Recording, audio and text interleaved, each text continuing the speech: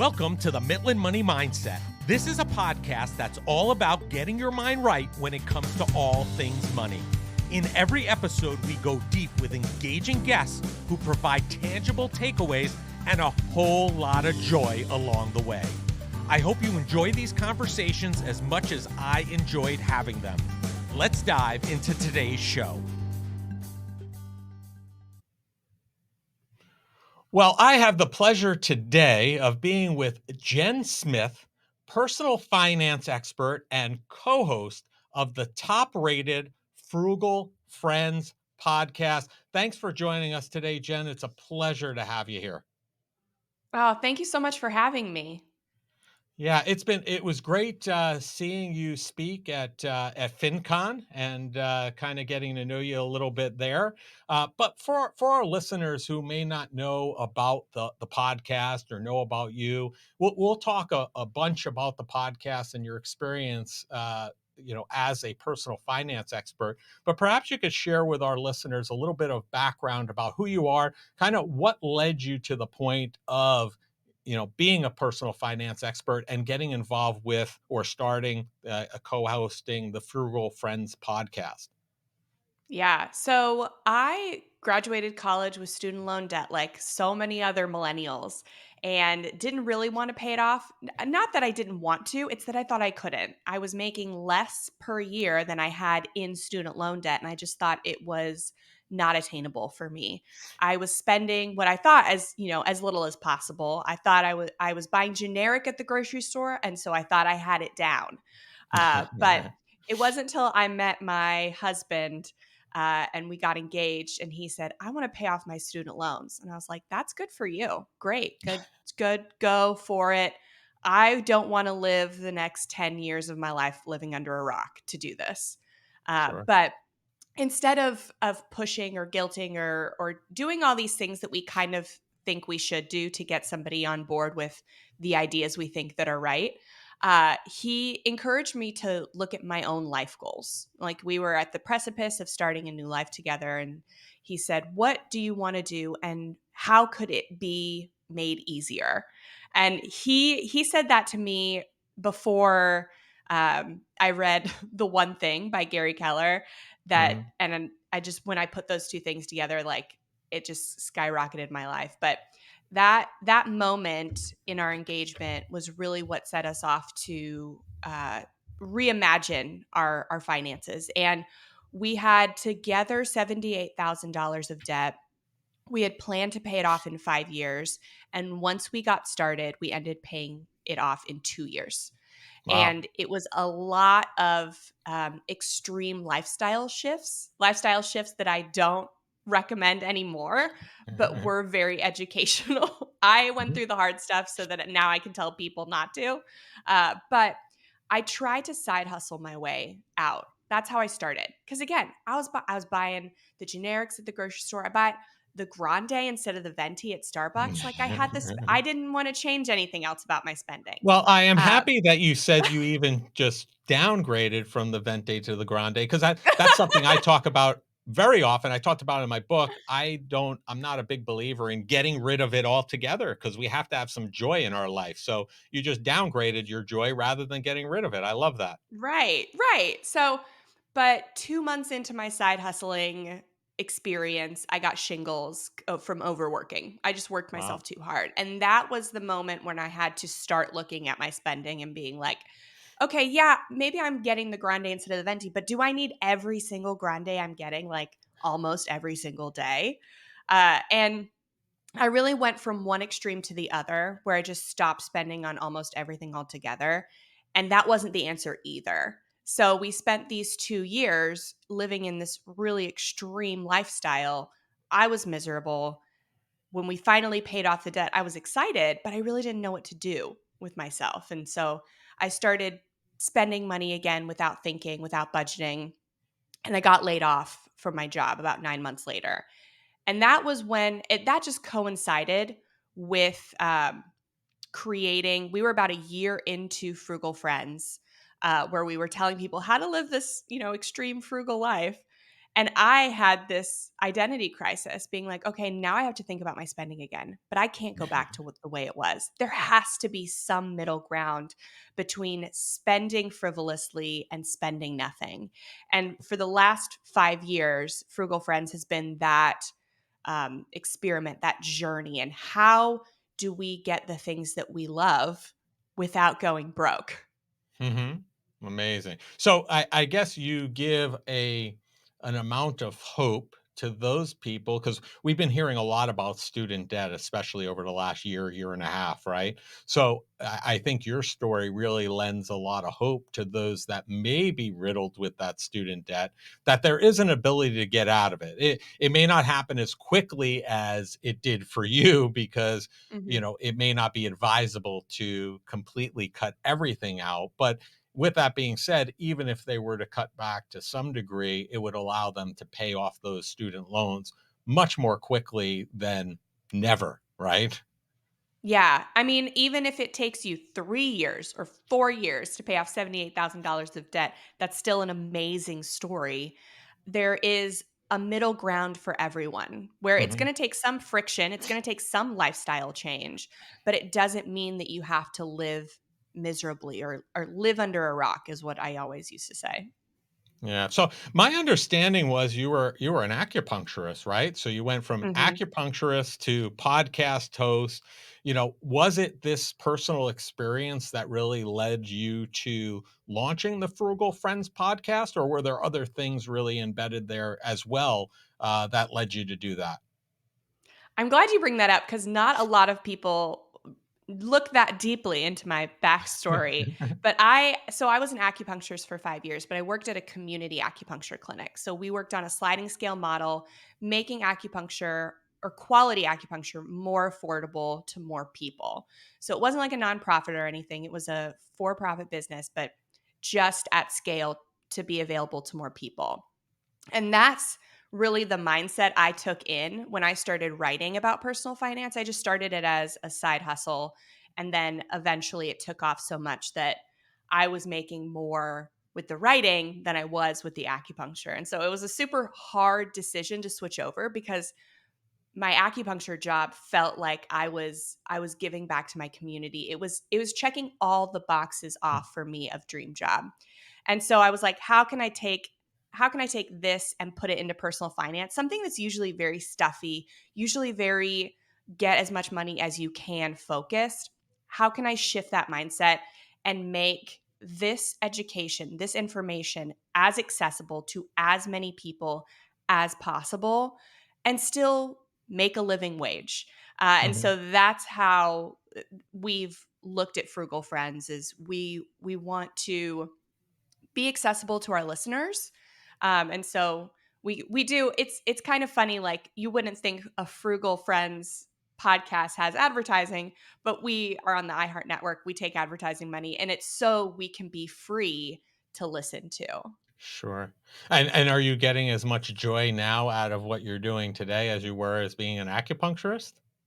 Even more so, even Oh, more. I great. I That's just get a amazing. lot of I think I get a lot more emails from people saying, like, how our episodes have impacted them or, how our social media posts have impacted them, so I think it's, a you know, I think I could be doing just as much good at if I'd stayed an acupuncturist, but I am really, really happy to be my own boss, to have my own time Sure. flexibility, and still be impacting lots of people positively.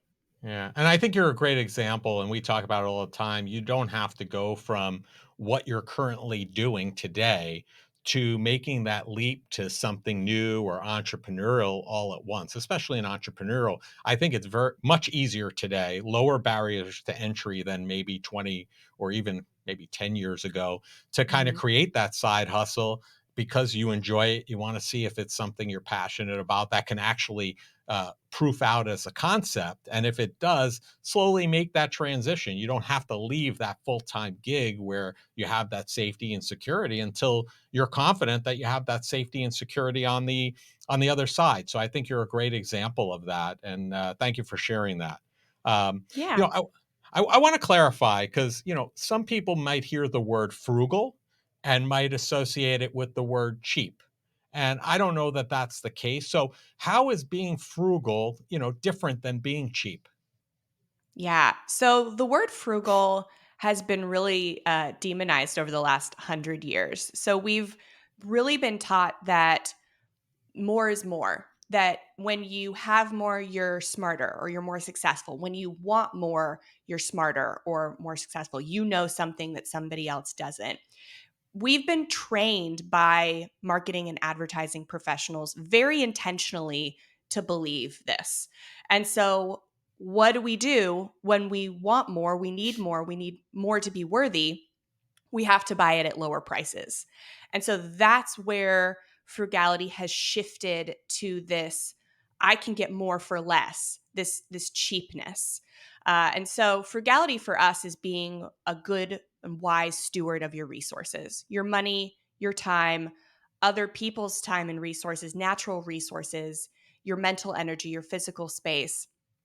It all has to do with positive changes to you, the people around you, and the earth around you. That's frugality to us. And 100 years ago, that's what frugality was to everyone. Now, it's kind of synonymous with cheap, and we're trying to separate those two. Cheap is saving money or time or any resources at the expense of someone or something else. So it's going to the restaurant and not tipping. It's going out with friends and getting the most expensive thing and splitting it evenly. It's all these things that we just look at someone. We don't want to be that, but that's not frugal. That's cheap. Right. It's Right. that more is more mentality at the expense of other people. And I hear your acupuncture days, and your schooling, and kind of filtering through in that description about mental and physical resources. It's am I wrong? I mean, it seems somewhat synonymous. So you're probably flexing some of that muscle in what you're doing today as a result. Absolutely. Because we're whole people. We don't want money for the sake of money. Like some of us like to see big numbers in our bank accounts, but that's for security. It's not for, I like green dollar bills in my hand just because I like looking at them. We like money for security, for freedom. And we think we want money for things, right? But that's Yeah. not what we want money so that we can pursue the things money can't buy with more freedom. Right. And Can you that's the same with acupuncture, looking at people as the whole person and looking at the root cause of why somebody might be sick. Right. Can you maybe give us an example? Because I think when we talk about frugality versus cheap, right away it's a monetary thing, right? We don't necessarily think about it in terms of using frugal living to preserve your time, physical space, and natural resources. That part of it, it's more, I think our minds go to the monetary aspect. Could you just give us an example of how being frugal can help you in those areas with your physical space, natural resources, etc.? Yeah. So we look at frugality as being efficient with your time and your money. So one example of that is using the 80/20 principle to figure out what am I going to choose to save money on and what am I going to care less about. Not care about not at all, but just less about.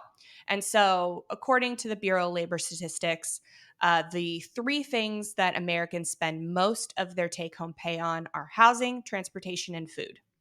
And so we like to focus on those three things first and in that order. It's not always easy to focus on them in that order, but when we try to do it backwards, we start spinning our wheels more and it becomes harder to stick with. So, like, something like a car, for instance, something really simple. We choose used instead of new. It's not that we're choosing crappy Mhm. cars that don't Right, work. right, A lot of right, times when we say that, people are like, "But I want my car to work." And I was like, "Nobody ever said you should buy a car that doesn't work. We're just saying if you buy comparable cars, new versus used, you're going to save about $200 a month on that auto loan, right? And that's right. $200 a month. You're probably not spending that in lattes every month. That's one decision that you've made for the next 4 years that has saved you more than 20 decisions to say no to a latte could. Mhm. So That's one of the kind of the principles, is just being efficient with how we look at saving money. And the other big one, this is under the food category, is reducing food waste. So we talk a lot about food because that's, of the three, the lowest barrier to entry for saving. So we are making meal plans that are realistic, that are not like, oh, I'm going to make a meal plan, so I might as well make it like as healthy as possible and as cheap as possible and all these other things. We're looking at, what's my season in life? What can I actually commit to? So I'm not Hmm. just buying food from for a meal plan that I'm never actually going to follow through with, and I'm going to end up double dipping and getting takeout anyway. And this also helps reduce food waste, which is great for the environment. So on Hmm. those nights where I'm like, "Ugh, I it's only going to take 15 minutes to prep dinner, but I really don't want to." We have this added intrinsic motivation to do it. It's not just saving me money to do this, but it's Hmm. also impacting my community and the world. And it's good for everyone that I do this. Yeah. So even though I don't really want to follow through with my realistic meal plan, I have a little more intrinsic motivation to do it. Yeah, it's interesting that you say that because my wife and I, over the last couple of years, we started using, and this isn't a commercial for them, but we started using HelloFresh. And although HelloFresh is probably more expensive, or more expensive in certain ways to certain people, when we started looking at us going to the supermarket and buying stuff and cooking it, there was a lot of it that was going to waste because we weren't using it in time, etc. Whereas with the HelloFresh, we're just getting enough stuff to make that meal and we're eating it and then we're done and there's no waste. So it's been tremendously helpful for us. And we think overall, even though it's, maybe more expensive in the short run, in the long run, it was actually less expensive for us. So, Hmm. um, And it probably helps you from getting takeout or going out somewhere because you're more 100%. motivated. Right. So even in the upfront, when it costs a little more, overall does save money and resources. And that's really the goal, is we're looking at getting away from that race to the bottom that frugality Right. has traditionally been seen as. How can I spend as little as possible and get the most for as little Mhm. as possible? And we're looking at, how can I get the best return on my investment? How can I get the best durability, longevity, smartest purchase? Even if I'm spending a little bit more upfront, we're looking at long term. Yeah, agreed. So, part of the reason I wrote my book, Financial Planning Made Personal, was because of the spend shaming that people often face, right? When they sit down with an advisor or somebody who a trusted advisor, and they look at their budget and they start expense shame. Oh, well, you're spending too much here or spending too much there. And I don't believe in that because I think budgeting and spending is very personal. What brings one person joy may not bring another, and it might be something could be cut there but not in another situation.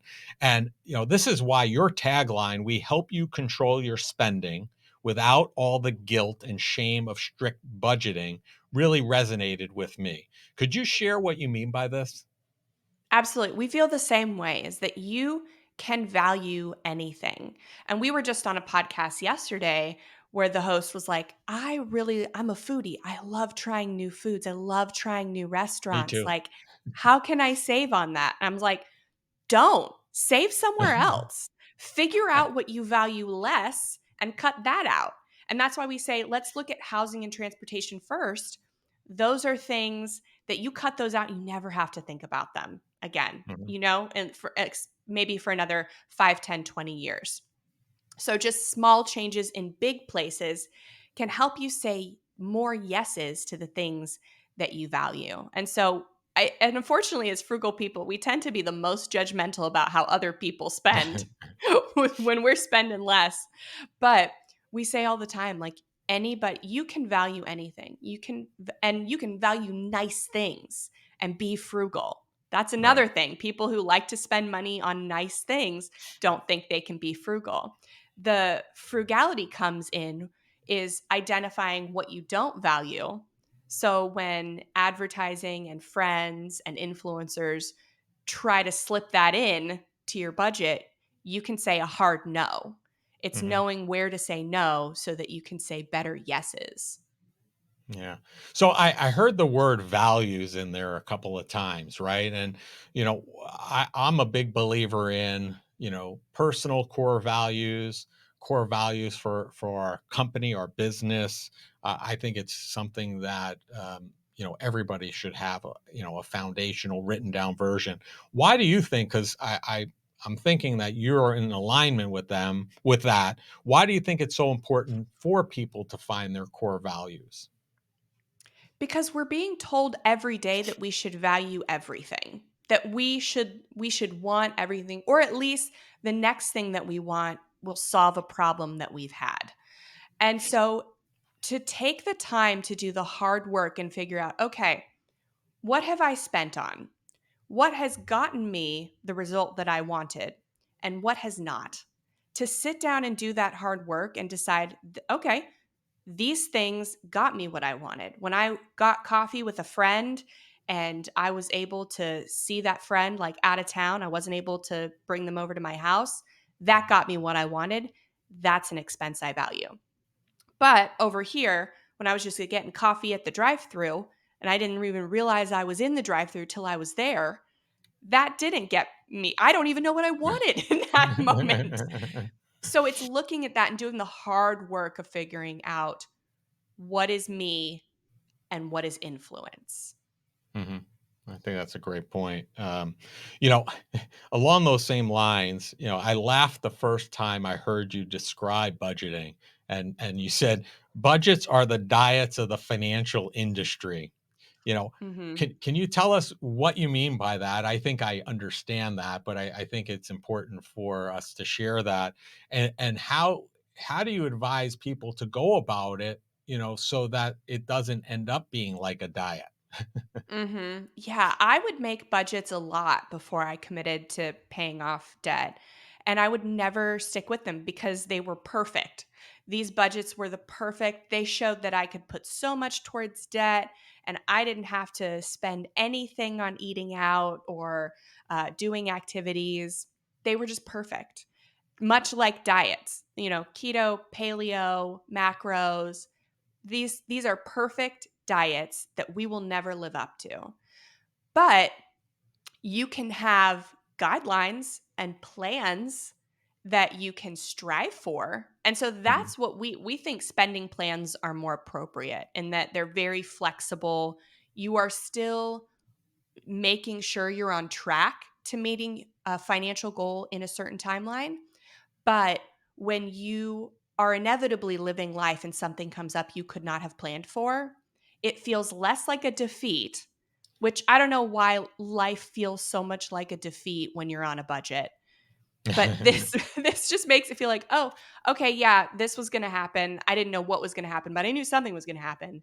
And here it is in my spending plan. I didn't know what it was gonna be. I couldn't categorize it, but it just feels like an integrated part. When we put strict zero based, and I love a zero based budget as long as it's flexible, but Mhm. these really strict zero based budgets with 20 categories that are so rigid, they're perfect, they look Right. beautiful, Yeah. and you're never going to live up to one because you're not perfect. And Mm. I say that to myself. I'm saying that looking at myself.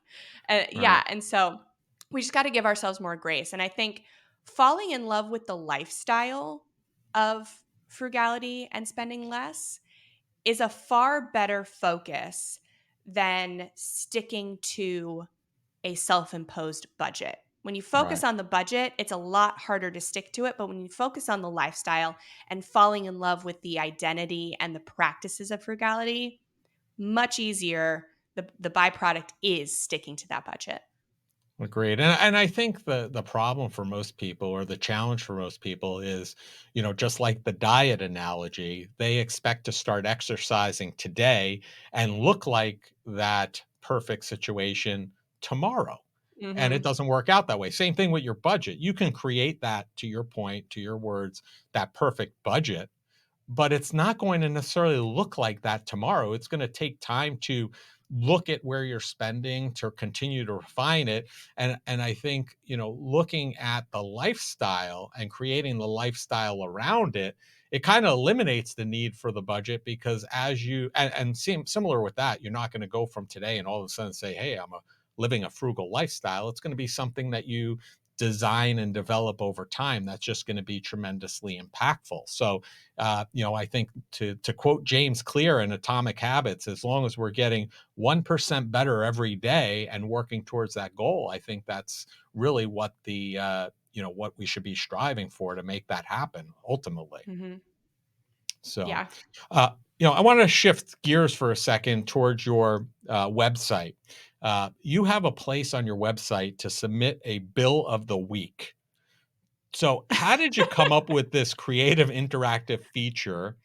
And what is the purpose of it? So I think the bill of the week actually came at the same time as we thought about the podcast. It was, we should do a podcast. And if we did, we would do this segment.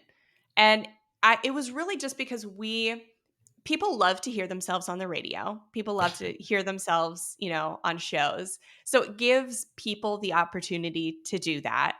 And it's just a funny break. Some personal finance topics are very serious, and you have to have a dose of humor in there if you're going to survive it. And so I Agreed. think the bill of the week, it's an opportunity for celebration, because we say it can be any bill. It can be a bill you saved, a dollar bill you found, a guy named Bill, a duck bill, Buffalo Bills. So, and it's very broad and vague for a reason. Another thing Frugality gives is the opportunity to be creative.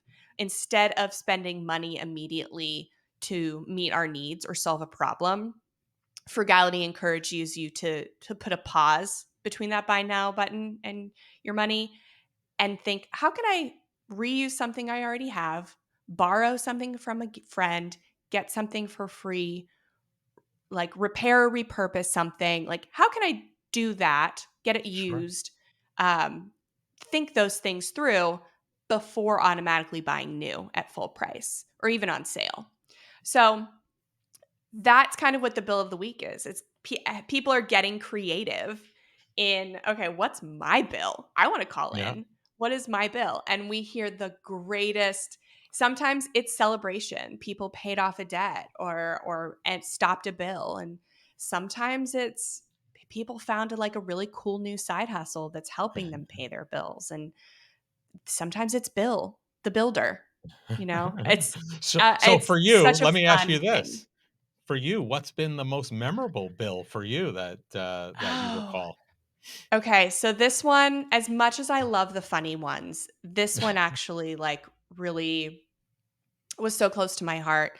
Um, a listener emailed me and she was like, "My father Bill is about to pass away." Oh, yeah. And I just called and left my bill is him. And I was like, and we have a 6-month backlog. So she was emailing, be like, "Hey, can you like get it in there a little early? So I want to play it for him." Right. And my dad died when I was 16. And so like I just felt, so close to her. We got it in the next episode and I emailed her and I was like, "Thank you Wow. so much. This is insane that this is what you would do for your father." Right. Is like share him on our show, but thank you. And Right. that was the most memorable bill for me. Wow. Wow, that's amazing. So let's talk about the podcast for a second. You've had over 350 episodes release. Let's talk about the podcasting aspect of things, because I think that it's still a bit of an untapped medium. I think you and I are probably a little bit ahead of the curve in terms of this space. What advice do you have for those that may be considering getting into the podcasting space? Yeah. There are a lot of things that I would say like are over, but like podcasting is not one of them.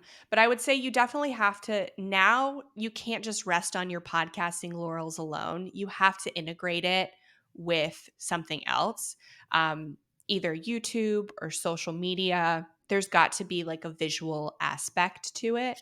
Um, and so anybody getting into podcasting, it's still a fantastic long form content. Our attention spans are dwindling.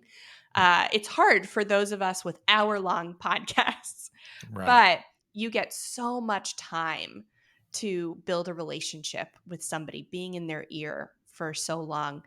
You also have to pair that with being in their eyes and ears for short bits of time too. Yeah, I think that's great advice. Something that we took into account before launching ours. So hopefully, you podcasters out there, or if you're thinking about getting in there, you take that to heart. So, Jen, listen, it's been a pleasure having you on the show. We ask each of our guests the same last question as we've talked throughout. We're all about joy on the Midland Money Mindset, and that is. What did you do today that brought you joy and put you in the right mindset for success? I had my morning cup of coffee. I really do just I wake up and I've got 2 kids running around and I just make that cup of coffee at home, and sometimes if I'm having a tough day, I'll bring that cup of coffee with me in the car so that I'm not buying one out of stress when I Right. drop them off. But yeah, it's always just this line in the sand being like, "Okay, now my day can start because I got my cup of coffee in my nice mug." Amazing. So do you have a go-to coffee? I'm in Florida and there's a local brewer called Bones Coffee Okay. Company, and they make all kinds of flavored coffee beans. And so they smell fantastic, they taste great. I don't even have to put sugar or flavoring in my coffee anymore. So I really like There you there's a dark chocolate caramel one that I'm using right now, and, go. I love cannoli is my favorite. All right. Have you ever had Cafe Du Monde coffee? Yes, I just had it when we were in New Orleans in October for the first Yeah, time. I was very good. scared that it was gonna be very, like, too strong, but it was very good. Yeah, we order that, the ground up, and we put it in our, reusable K cups and make it in the Keurig, and it's spot on. Yes, Really good. it I was highly really good. recommend it. So, Jen, we're going to have all of your information in the show notes. But if people want to learn more about you, connect with you, learn more about the Frugal Friends podcast or modern frugality, what's the easiest and the best place for them to do that? Well, wherever you're listening to this podcast, head to Frugal Friends and subscribe. We release episodes every Tuesday and Friday. And then head to frugalfriendspodcast.com and sign up for our friend letter. It's our 3 times weekly newsletter where we're sharing where to get free food, free activities that might be coming up in your area, savings hacks, and deep dives into consumer products that you can be sure you're getting affordable quality and not cheap quantity. Great. Good point. Well, thank you so much, Jen. Thank you for taking out the time for joining us today. I really appreciate it. And be sure to enjoy the day. Oh, thank you. You as well.